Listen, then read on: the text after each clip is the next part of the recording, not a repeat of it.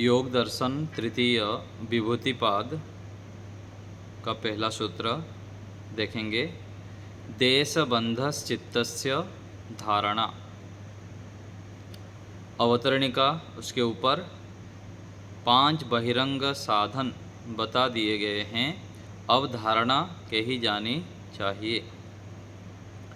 तो योग अर्थात अष्टांग योग, यम नियम, आसन, प्राणायाम, प्रत्याहार, धारणा, ध्यान और समाधि।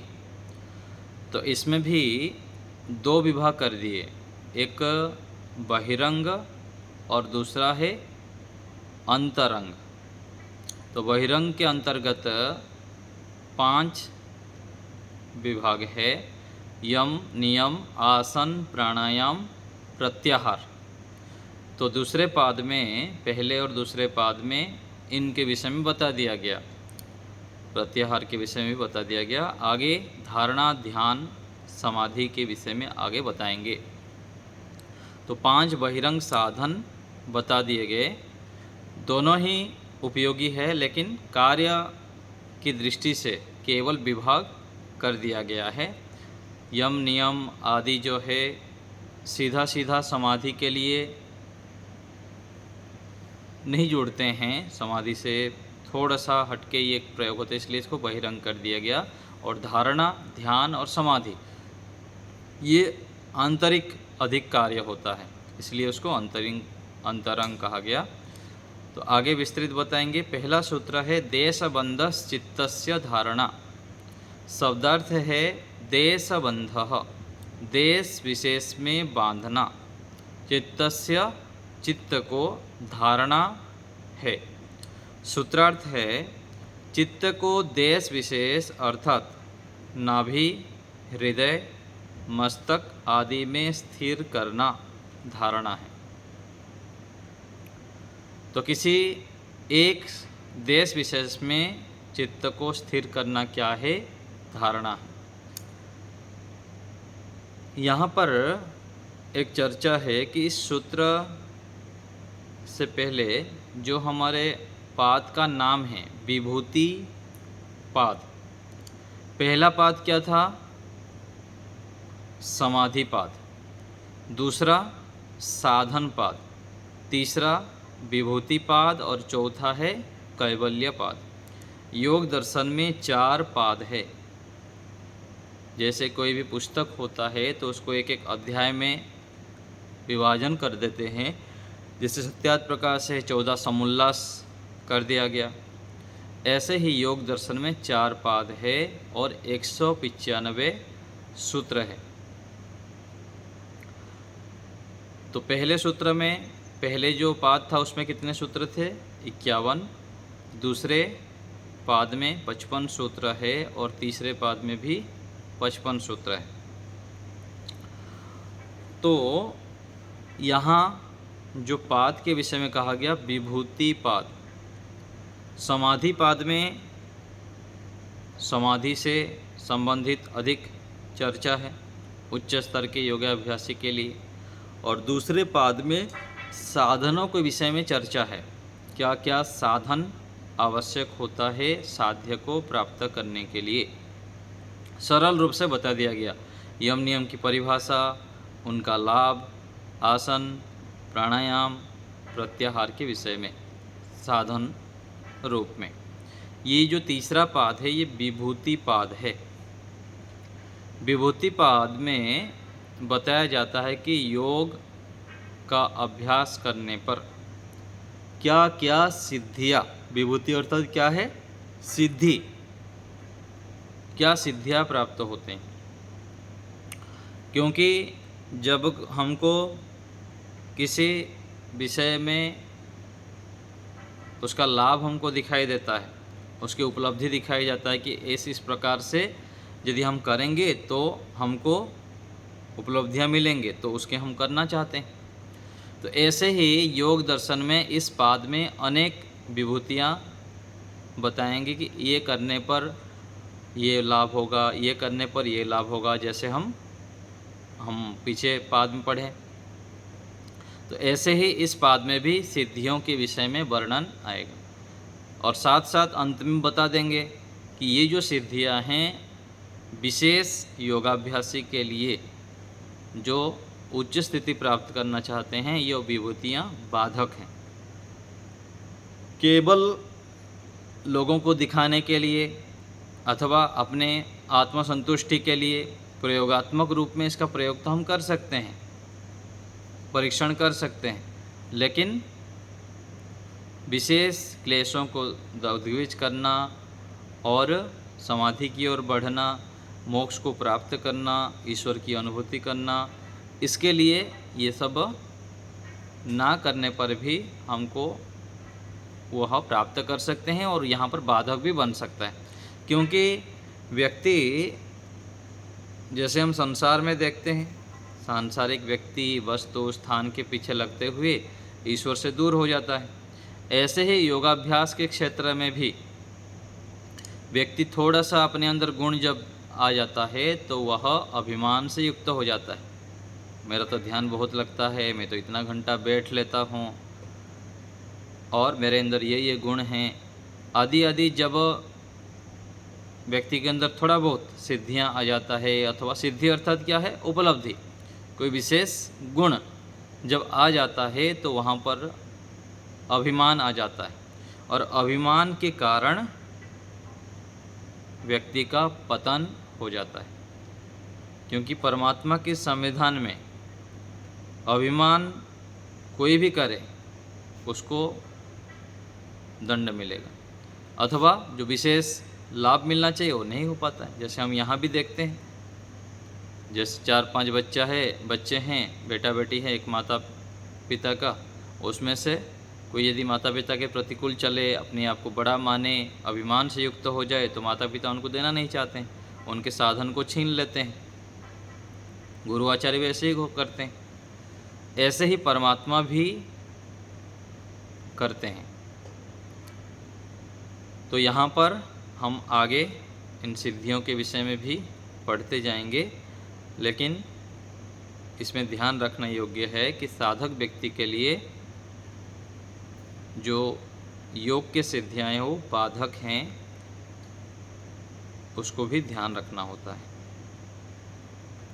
तो कोई भी किसी भी क्षेत्र में, चाहे योगाभ्यास क्षेत्र हो चाहे भौतिक क्षेत्र हो, जो भी हमारे पास सफलताएं हैं, जो भी हमारा गुण है वो तो है ही अपने पास, लेकिन उसमें जब हम अभिमान कर लेते हैं, अपने आप को बड़ा मान लेते हैं, अपने सम्मान की इच्छा करते हैं, तो वहाँ पर फिर पतन शुरू हो जाता है और वास्तविक उपलब्धि जो उससे ऊपर के स्थिति की ओर हम पहुँचना चाहिए वहाँ से वंचित रह जाते हैं। हिंदी भाग में देखिए, विशेष यहाँ लिखा है, योग दर्शन के इस विभूति पाद में योग के अंतरक साधनों, धारणा, ध्यान तथा समाधि और योगाभ्यास के द्वारा योगी को जो विभूतियाँ प्राप्त होती हैं उनका वर्णन है। क्या कह रहे हैं इस पाद में, विभूति पाद में योग के अंतरंग साधन, धारणा, ध्यान और समाधि और योगाभ्यास के द्वारा योगी को जो विभूतियाँ प्राप्त होती है, सिद्धियाँ प्राप्त होती हैं, उनका वर्णन है। योगाभ्यास के करने से जो ज्ञान, बल, स्वास्थ्य आदि की प्राप्ति, मन इंद्रियों पर विजय प्राप्ति रूप ऐश्वर्य प्राप्त होते हैं, उनको विभूति कहते हैं। तो योगाभ्यास करने से ज्ञान भी बढ़ता है, बल भी बढ़ता है, स्वास्थ्य भी ठीक रहता है और मन इंद्रियों पर विजय भी प्राप्त हो जाता है, व्यक्ति जितेंद्रिय बन जाता है। तो ऐसे ऐश्वर्य जो प्राप्त होते हैं उनको विभूति कहते हैं।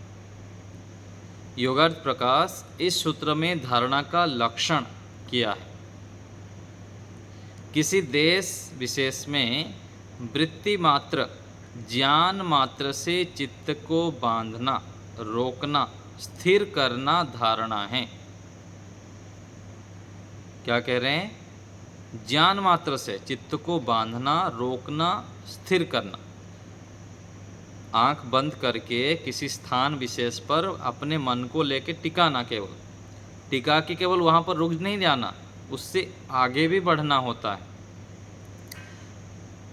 टिकाने का यह है कि मन इधर उधर ना जाए, उसके लिए जब हम ध्यान चलाएंगे ईश्वर से संबंधित, फिर मन थोड़ा सा भटकने लग जाए तो उसी स्थान को फिर से आ जाना है, वह धारणा स्थल है।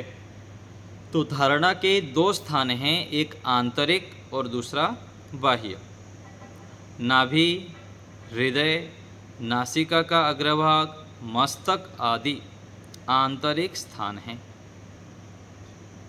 तो नाभि प्रदेश को अनुभव करना जब धारणा करेंगे, हृदय प्रदेश में जो हृदय का स्थान है उसको मन ही मन उस स्थान को अनुभव करना, और नासिका के अग्रभाग है, मस्तक है, ऐसे स्थान पर जब हम मन को लगाते हुए एकाग्र करते हैं वह धारणा है।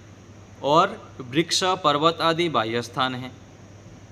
मान लीजिए मन ही मन किसी जगह को, किसी वृक्ष को अथवा किसी पर्वत को आँख बंद करके उस वहाँ पर धारणा करना चाहेंगे, उस स्थान विशेष को अनुभव करना चाहेंगे, तो बाह्य स्थान में भी धारणा हो जाएगा। जब योगाभ्यासी यम, नियम आदि का पालन करते करते प्रत्याहार तक पहुँच जाता है तो मन उसके अधिकार में हो जाता है, और मन के अधिकार में हो जाने से साधक अपनी इच्छा अनुसार जहाँ पर मन को स्थिर करना चाहता है वहाँ पर स्थिर कर लेता है। तो ये देखिए क्रम है, पहले यम नियम का पालन करते हैं व्यवहार में, फिर आसन में बैठते हैं, फिर प्राणायाम करते हैं, प्राणायाम के पश्चात प्रत्याहार, और प्रत्याहार तक पहुँचते पहुँचते उसका मन एकाग्र हो जाता है, स्थिर हो जाता है। फिर आगे वह धारणा का अभ्यास करता है। धारणा का प्रयोग दो प्रकार से होता है, एक ईश्वर की स्तुति, प्रार्थना और उपासना करने के लिए, और दूसरा किसी पदार्थ के स्वरूप को जानने के लिए। तो दो प्रकार से हम धारणा का प्रयोग कर सकते हैं। एक तो ईश्वर की स्तुति प्रार्थना करते हैं समाधि के लिए, ईश्वर को स्मरण करते हुए, धारणा करते हुए आगे ईश्वर को विषय बनाते हैं। और दूसरा, जब संप्रज्ञात समाधि के विषय बनाते हैं, बाह्य कोई भौतिक वस्तु के लिए किसी विषय को हम रिसर्च करना चाहते हैं, उसको गहराई से जानना चाहते हैं, तो वहाँ भी एकाग्रता करते हुए, धारणा बनाते हुए उस वस्तु को जानने के लिए प्रयत्न करते हैं। जब प्रातःकाल और सायंकाल ईश्वर की उपासना की जाती है तब हृदय आदि प्रदेश में चित्त को स्थिर करके की जाती है। तो ईश्वर की उपासना जब करते हैं तो हृदय प्रदेश में, मस्तिष्क में, नासिकाग्र में चित्त को टिकाते हुए, स्थिर करते हुए हम ध्यान करते हैं।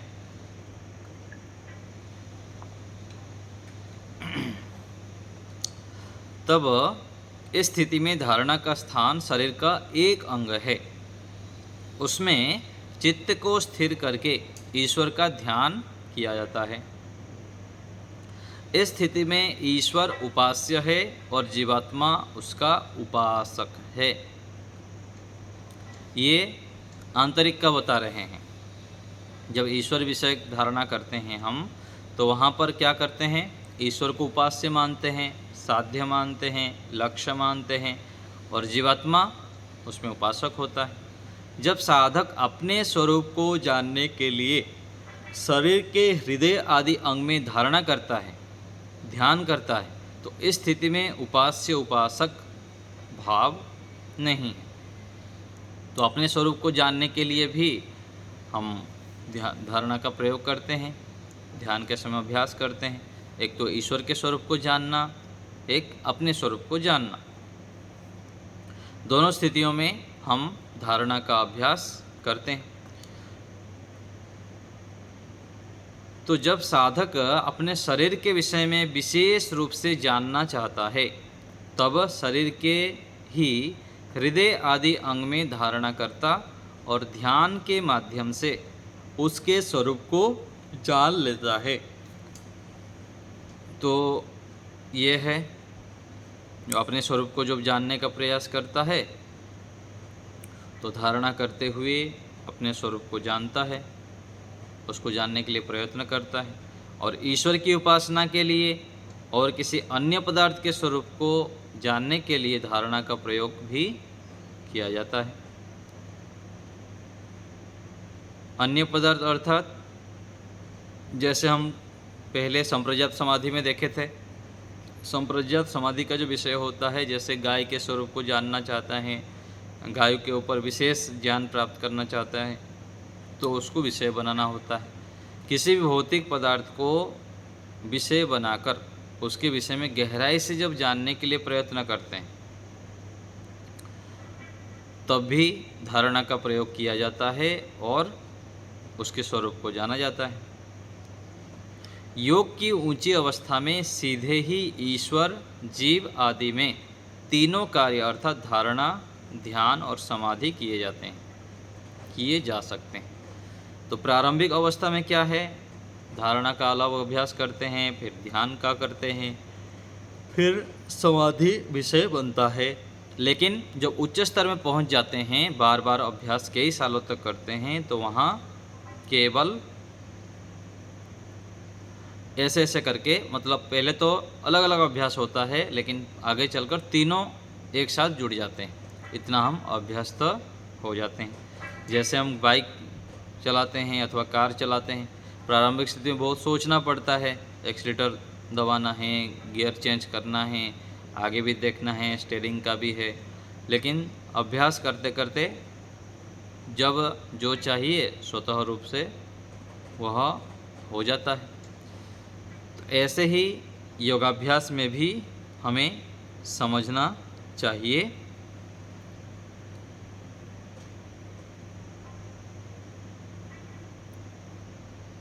आप लोग माइक सब म्यूट क्यों नहीं करते हैं?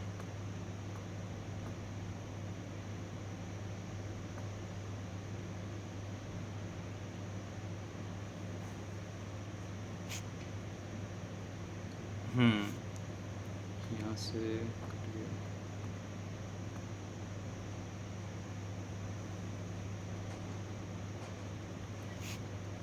आवाज़ आ रही है आप लोग को? हाँ, कट गया था ना।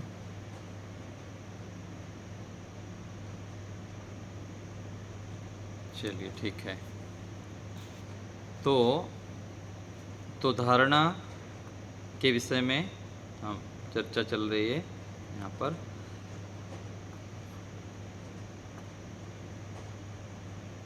तो एक धारणा का जो विषय बनाते हैं, एक बाह्य कोई हम विषय को जब संप्रज्ञात समाधि का विषय बनाते हैं, वहाँ भी धारणा का अभ्यास किया जाता है। और दूसरा आंतरिक जब समाधि आदि के अभ्यास करते हैं, वहाँ भी धारणा का प्रयोग करते हैं।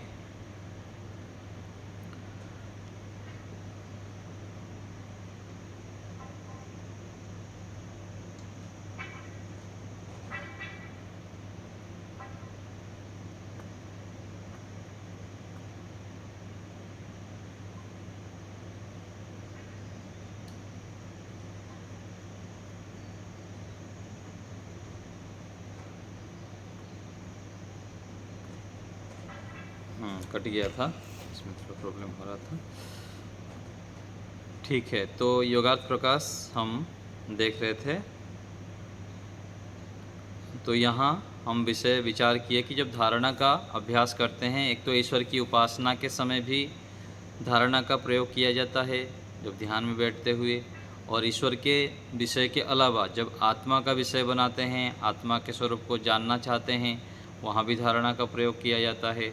और बाह्य वस्तुओं को जब हम जानने का प्रयास करते हैं, संप्रज्ञात समाधि में भौतिक वस्तुओं को जो जानने के लिए भी विशेष बार बार अभ्यास करना पड़ता है, उसके वास्तविक स्वरूप को जानने के लिए वहाँ भी धारणा का प्रयोग किया जाता है। धारणा अर्थात ये है कि केवल जब हम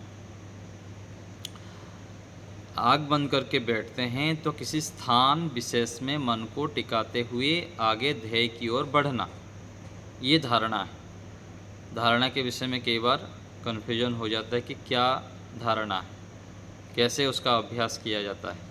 तो ये जैसे प्रारंभ में यहाँ पर कहा गया कि धारणा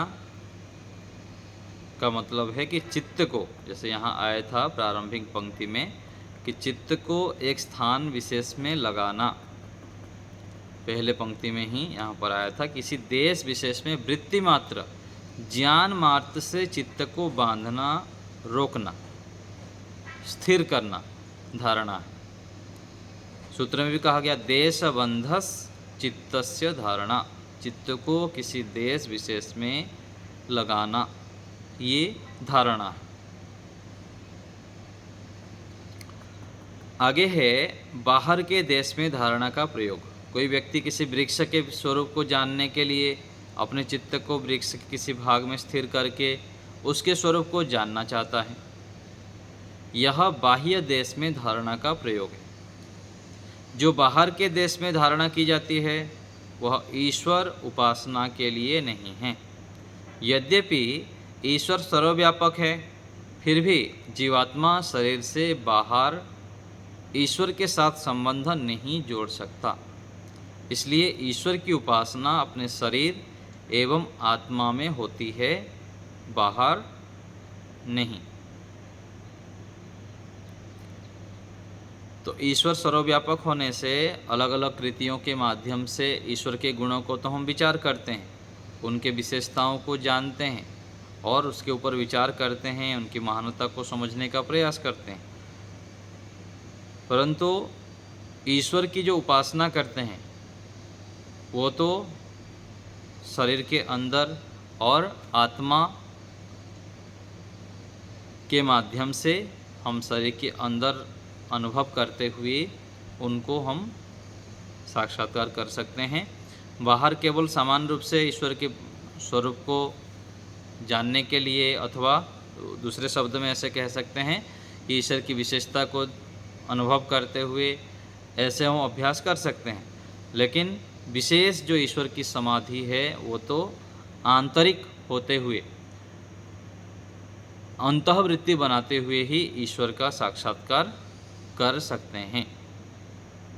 तो ये धारणा का प्रयोग इस प्रकार से हम कर सकते हैं।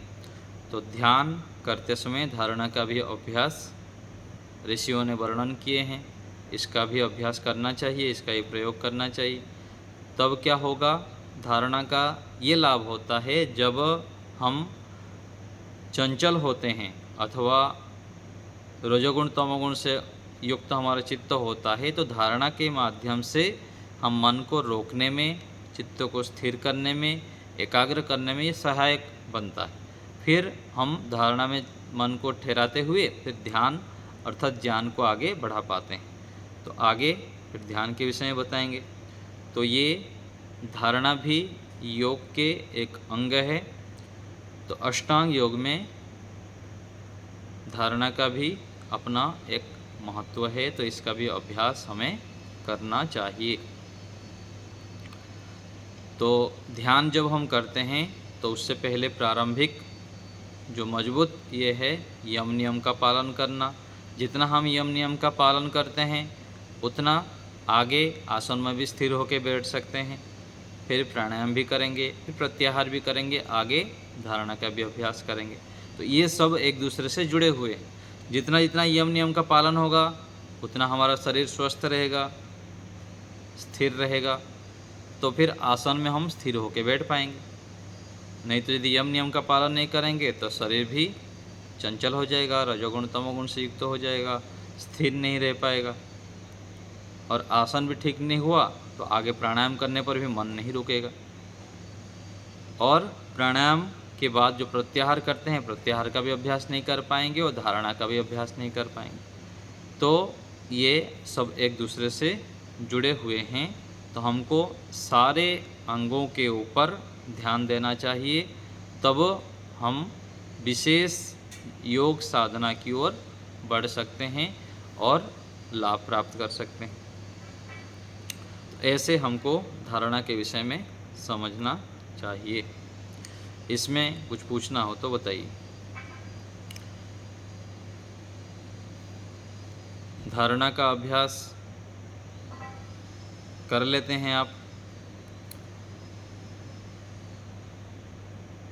समझ में आता है आप लोग को? प्रेम कुमार जी बताइए।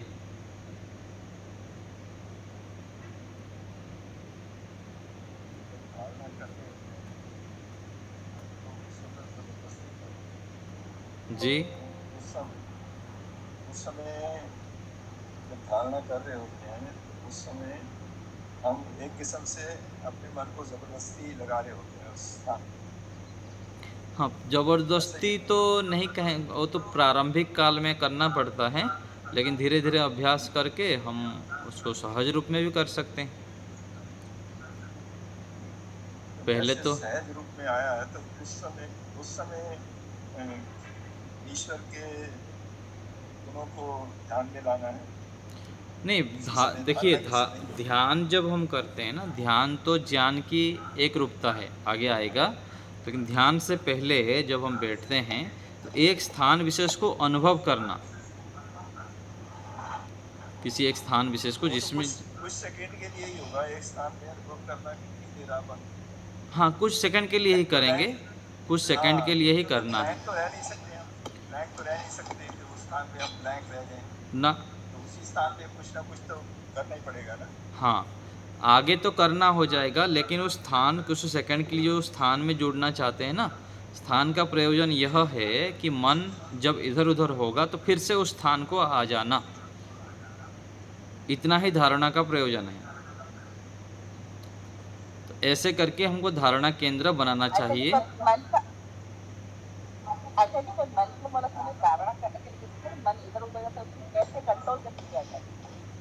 कंट्रोल के लिए बताया गया ना, कंट्रोल तो पहले जितना हम व्यवहारी में नियम का पालन करेंगे उतना हमको वहाँ पर कम मेहनत करना पड़ेगा।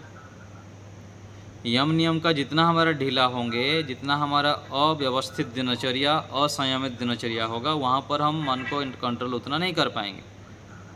मान लीजिए हमारा व्यवस्थित दिनचर्या हो भी गया, होने के बाद भी उसका अभ्यास भी करनी पड़ेगी, आसन का अभ्यास करना पड़ेगा। रोज़ हम एक समय स्थित सही समय निकालें और नियमित रूप से एक समय निकाल के आसन का अभ्यास करें, सीधा होके बैठें, आँख बंद करके बैठें नियमित।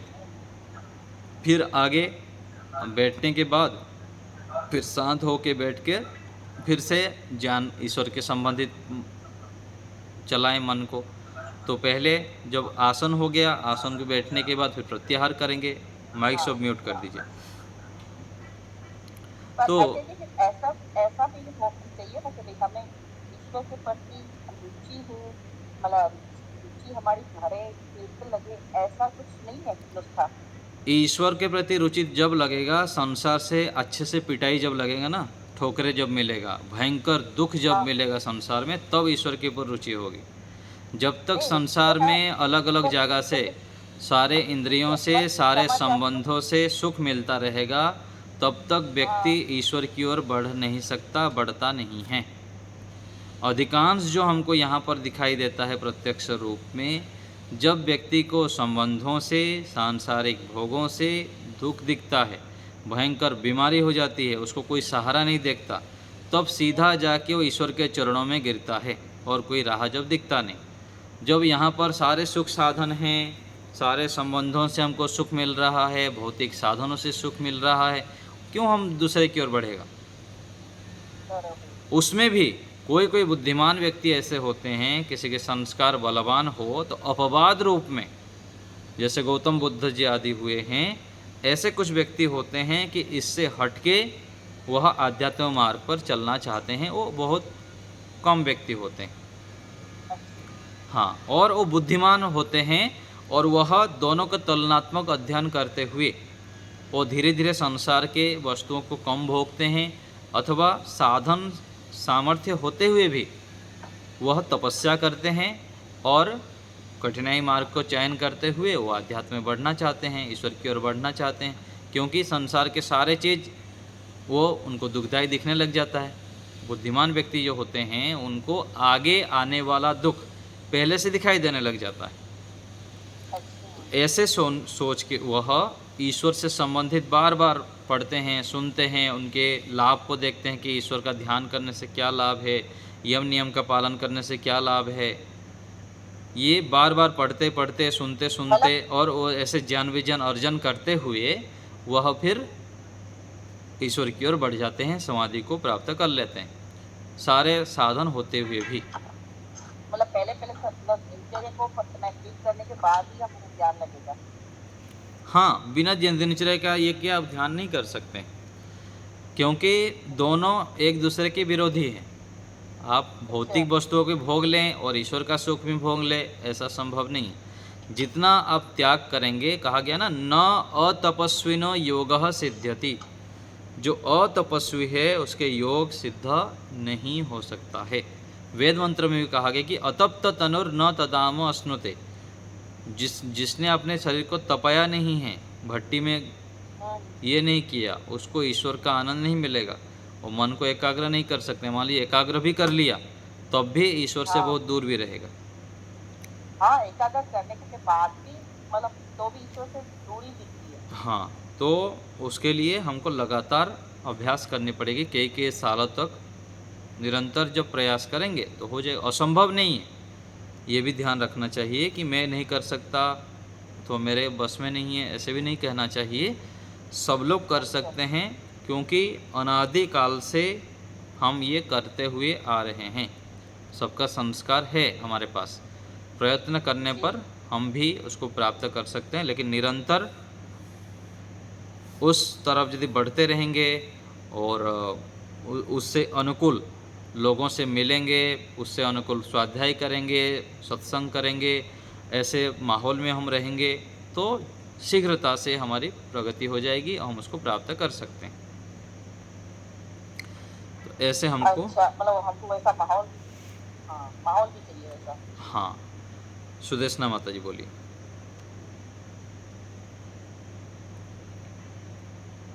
आचार्य जी नमस्ते।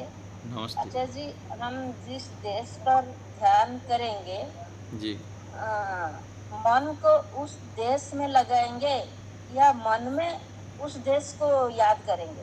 मन में उस देश को केवल अनुभव करेंगे। जैसे यहाँ पर है ना, आप मस्तिष्क में कर रहे हैं, तो मन को लाके इस जगह पर उस स्थान को केवल लाना है कि उस स्थान को अनुभव कर रहा हूँ मैं। इतना करने के बाद क्या करना है, वहीं रुकना नहीं है। रुकने वहाँ थोड़ी देर बाद फिर हमको ईश्वर से संबंधित करना है, ईश्वर संबंधित ज्ञान को उठाना है, ईश्वर को अनुभव करना है। फिर थोड़ी देर बाद लगा कि अरे मैं तो कुछ इधर उधर का विषय चल रहा, तो फिर उसी स्थान पे आ जाना है। फिर उस स्थान पर थोड़ा अनुभव करते हुए पुनः सावधान होते हुए फिर से ईश्वर से जुड़ जाना। ये लक्ष्य नहीं है, लेकिन ये एक पड़ाव है। वहाँ पर थोड़ा सा यदि हम अभ्यास करेंगे धारणा का, तो इधर उधर होने से फिर उस स्थान पे आके अपने लक्ष्य की ओर फिर से बढ़ सकते हैं। इतना ही है इसका प्रयोजन धारणा का। तो आचार्य जी, जब हम संध्या उपासना करते हैं तो उसी स्थान पर मन को लगा कर जो संध्या उपासना में जो मंत्र सब है, हाँ, तो वो सब अंदर बोल सकते हैं? हाँ, उसी स्थान पर लगाने का मतलब वहीं पर रुकना नहीं है, हमको तो ईश्वर का अनुभव करना है, ईश्वर की सत्ता को बनाए रखना है। ईश्वर की सत्ता केवल मान लीजिए कभी छूट जाता है, उसमें टिक नहीं पाते हैं, तो फिर धारणा केंद्र में आ जाना है। इतना है प्रयोग इसका। मुख्यतः हमको ईश्वर विषय बनाना है, ईश्वर को ही साध्य बनाते हुए कार्य करना है ना। थोड़ा समझ में नहीं आ रहा है आचार्य जी। विचार करिए, हाँ, विचार करने से समझ में आएगा। एक तो किसी स्थान विषय में मन को लगाना, ठीक है ना, और स्थान में लगाते हुए फिर आगे ईश्वर लक्ष्य है हमारा। लक्ष्य धारणा केंद्र नहीं है, हमारा लक्ष्य जो है ईश्वर है। ईश्वर को जो हम बोलते हैं उसके बीच में क्या होगा, धारणा, मन को थोड़ी देर एकाग्र करने के लिए धारणा केंद्र में मन को लगाते हैं, फिर ईश्वर की ओर बढ़ते हैं। मान लीजिए ईश्वर से संबंधित हम विषय से हट गए, फिर संसार की ओर चले जाते हैं, मन एकाग्रता से रहित हो जाता है, फिर से धारणा केंद्र में आ जाना है। इतना प्रयोग है। जैसे इस पंक्ति को आप विचार करेंगे ना, जो पहले पंक्ति में आया यहाँ पर कि धारणा अर्थात क्या है। तो उसको आप जो विचार करेंगे कि चित्त को एक जगह पर थोड़ी देर के लिए रोकना। यहाँ जो पहला पंक्ति यहाँ पर दिया है उसको आप थोड़ा विचार करेंगे। योगार्थ प्रकाश में देखिए, किसी देश विशेष में वृत्ति मात्र, वृत्ति अर्थात ज्ञान मात्र से चित्त को बांधना, बांधना अर्थात रोकना, स्थिर करना। चित्त को थोड़ी देर के लिए किसी जगह पर, किसी स्थान विशेष में स्थिर करना, रोकना, ये क्या है? धारणा है। ज्ञान मात्र से, सामान्य ज्ञान रूप से उस स्थान को अनुभव करना, ये धारणा है। और अनुभव करते क्यों करना है? उसके आगे बढ़ना है, आगे ईश्वर को विषय बनाना है, उसके बीच में ये एक पड़ाव है। जैसे प्रत्याहार के विषय में क्या आया था? प्रत्याहार के समय तो ईश्वर को तो हम करेंगे ही, ईश्वर को तो विषय बनाएंगे ही, लेकिन उससे पहले प्रत्याहार के स्तर को बनाएंगे और बाहर जो इंद्रियां हैं उसकी ओर ध्यान को भटकना नहीं है, उनको अपने अपने स्थान पर रहने देना, यही प्रत्याहार था। तो ये एक एक पड़ाव है और उस पड़ाव को पार करके हमको ध्यान करने में सरलता होती है। इतना ही इसका प्रयोजन है। मुख्यतः हमको ईश्वर को विषय बनाना है, लेकिन उससे पहले इन सब का भी अभ्यास ऋषियों ने किए हैं, क्योंकि ये सहायक बन जाएंगे।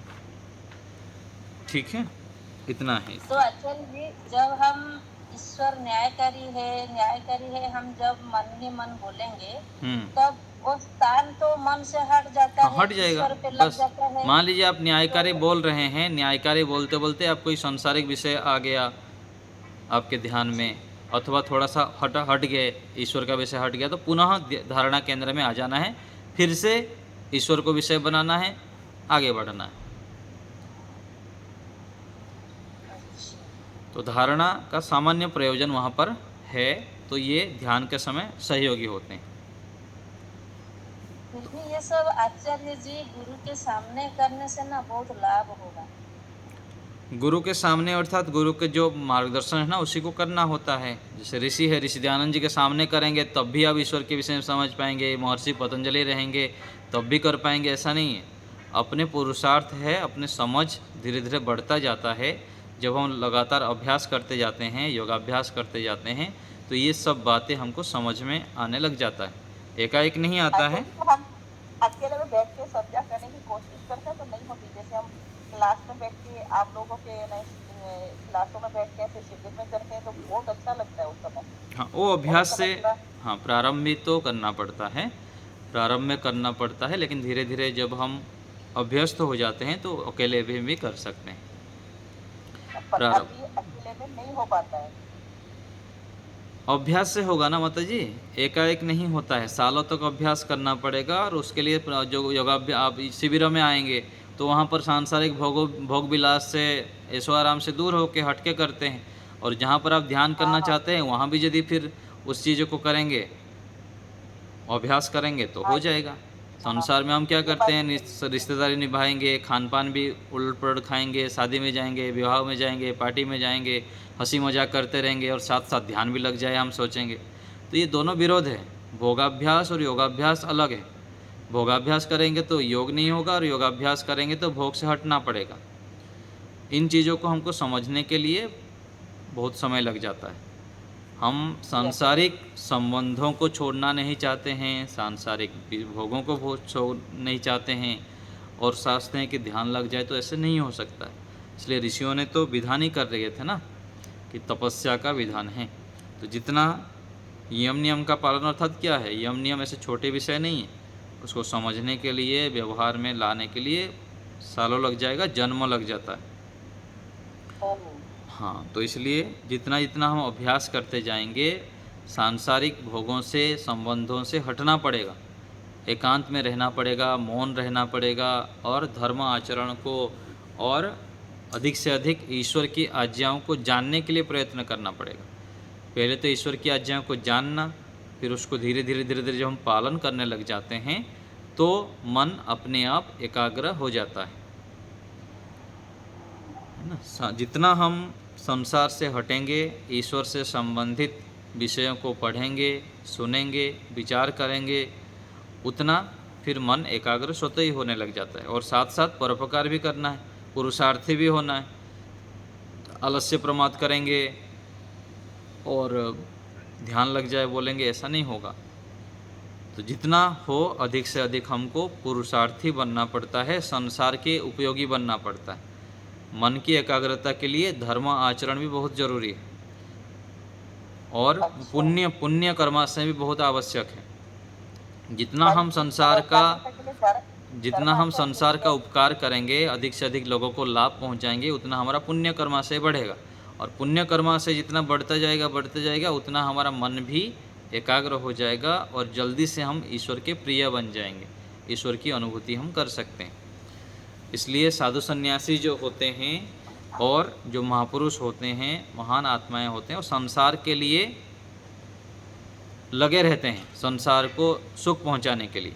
जितना हम संसार को सुख पहुंचाएंगे उतना हमारे लिए लाभकारी होता है। जी, हाथ उठाए हैं, वो आईडी लिखा है, बोलिए, कुछ बोल रहे हैं। ओम नमस्ते आचार्य जी। जी नमस्ते, ओम नमस्ते आचार्य जी। बोलिए। मैं जैसे व्यवहार शाहजहाँपुर पूछ रहा हूँ, ये पूछ रहा हूँ योगाभ्यास का महत्व क्या है? योगाभ्यास का महत्व है कि हम जितेंद्रिय बन जाते हैं।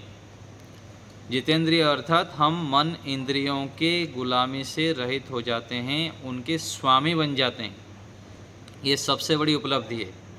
और सामान्य रूप से व्यक्ति मन इंद्रियों के गुलाम रहता है, दास में रहता है, उनके क्या बोलते हैं, नौकर बना रहता है।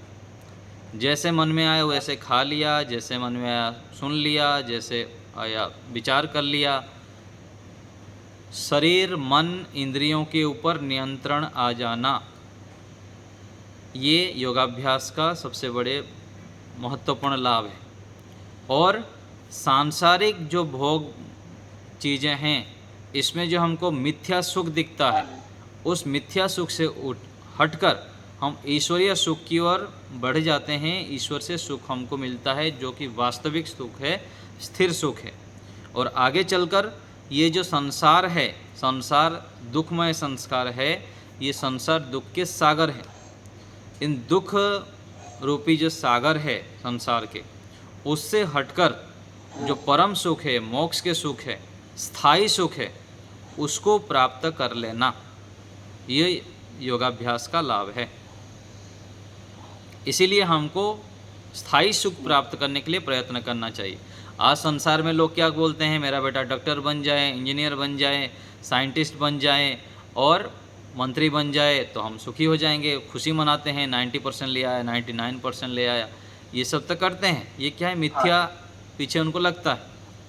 चलो सामान्य दृष्टि से संसार के दृष्टि से ठीक है, लेकिन वास्तविक जो उन्नति क्या है कि हमारे स्वयं के विषय में, मैं स्वयं अथवा हमारे परिवार के व्यक्ति यदि ईश्वर की मार्ग पर बढ़ रहे हैं, अपने क्लेशों को दग्धबीज करते हैं, अपने इंद्रियों के स्वामी बनते हैं, तो ये क्या है, वास्तविक सफलता है। और ये संभव है योगाभ्यास से।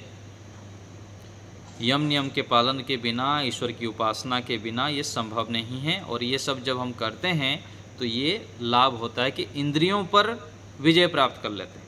जैसे कहते हैं कि पूरा संसार को जीतना तो सरल है, लेकिन अपने इंद्रियों को जीतना बहुत कठिन है। बिरला ही कर पाते हैं, कई करोड़ों में एक करना मुश्किल हो जाता है। आज विश्व में 800 करोड़ व्यक्ति हैं, कोई इक्का दुक्का कुछ गिनती में मिलेंगे जो कि अपने शरीर के ऊपर नियंत्रण है और अपने इंद्रियों के ऊपर नियंत्रण है।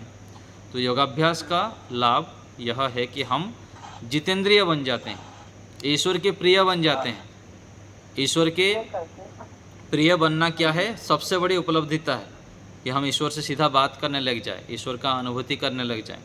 जो ईश्वर हमारे पास हैं, अनादिकाल से हमारी परम माता, परम पिता, परम गुरु, परम हितैषी, परम वैद्य, जो परम पिता परमेश्वर है, उससे हमारा सीधा संपर्क हो जाना, उनसे सीधा बातचीत करने लग जाना और आँख बंद करके सीधा उनके आनंद को ग्रहण करना, ये कितनी बड़ी उपलब्धि है। बहुत बड़ी। तो इसके लिए हमें प्रयत्न करना चाहिए और उससे संबंधित सुनना, पढ़ना, विचार करना आदि करना चाहिए। नहीं तो क्या करते हैं हम, संसार के विषय में ही पढ़ना, सुनना, अधिक से अधिक जानना, गप्पे लगाना और ऐसे सोचते हैं, सांसारिक विषयों को प्राप्त करना चाहते हैं। ये क्या है, ये हिरणमयेन पात्र है। जैसे कहा गया ना, हिरणमयेन पात्रेण सत्यस्य अभिहितं मुखम। चमकीला सोने के पर्दे से ये संसार का जो सत्य है वो ढका हुआ है, लेकिन उस ढके हुए के पीछे सत्य है, वास्तविक परमात्मा है। परमात्मा के स्वरूप को हम जानना नहीं चाहते, केवल संसार के ही जानना चाहते हैं। और दूसरा, इस शरीर के पीछे जो आत्मा है उसके विषय में जानना नहीं चाहते हैं कि आत्मा का वास्तविक संपत्ति क्या है ना। तो हमें इस प्रकार से प्रयत्न करना चाहिए। तो ये हमारे लिए सौभाग्य की बात है। हम अच्छी चीज़ें सुनना चाहते हैं, जानना चाहते हैं। ईश्वर की कृपा से हम इस मार्ग पर बढ़ रहे हैं, योग कर रहे हैं, ध्यान कर रहे हैं, यज्ञ कर रहे हैं। तो ऐसे निरंतर करते जाएंगे। एक दिन हमको जो ये बातें हम पढ़ते हैं, सुनते हैं, धीरे धीरे अनुभूति में भी आने लग जाता है। ध्यान का अभ्यास करते जाएंगे, एक सही स्थिति आएगा कि ईश्वर का जो आनंद हम सुनते हैं, जो वेद में कहा गया कि रसो वही सह, ईश्वर आनंद के स्रोत हैं, आनंद के सागर है। तो ध्यान जब करते हैं तो परमात्मा का आनंद मिलने लगता है। ये वास्तविक सत्य है। जो उसके ऊपर मेहनत किया है, जिसको इसका झलकिया मिला है, वो उसको पता है। लेकिन जो अभ्यास करेगा लंबे समय तक, उसको मिलेगा। हजारों करोड़ कोटि ऋषि मुनियों को मिला और हमारे गुरुजनों को मिला, हमको भी मिला। तो जितने भी आध्यात्म मार्ग के पथिक है, मेहनत करेंगे तो उनको मिलेगा। ठीक है, धन्यवाद। चलिए, और कोई बात यहीं रखते हैं।